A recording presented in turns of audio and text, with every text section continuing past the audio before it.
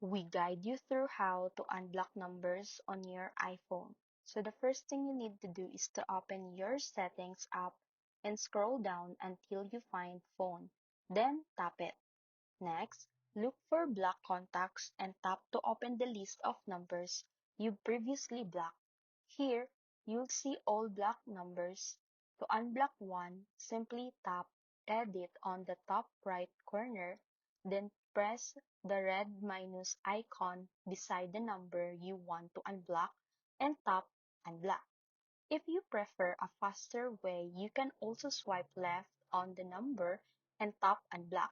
Once done, tap Done to save your changes. That number can now call, text, and FaceTime you again.